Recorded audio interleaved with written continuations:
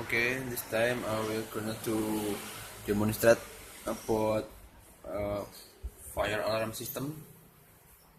So generally it applied on the building, office building, hotel, and the other. So it use two kind of sensor. The first is MK2 sensor or gas sensor, so it will detect there's if any gas, and this flame sensor, so it will detect there's any flame or not, and if one of these detect, so it will control the relay. And generally in the real application it's connect to valve electric, so it will to flow the water on that building,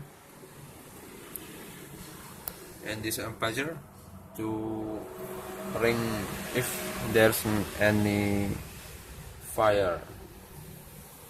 Okay, this LCD, it contains two kind of data. The first is fire, and this analog data from the flame sensor. It's from the gas sensor, and the second is flame from the flame sensor. Okay, let's start the demonstration. You can see the indicator of the relay is off because the alarm is inactive. So if the alarm active, the relay will turning on. Okay, I use mat to demonstrate. You can see.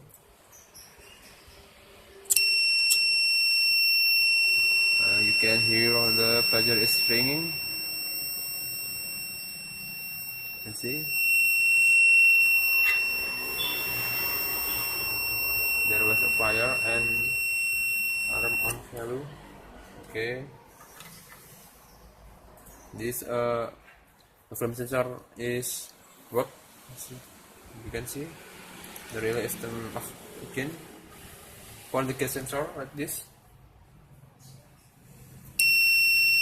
Okay, it's work too.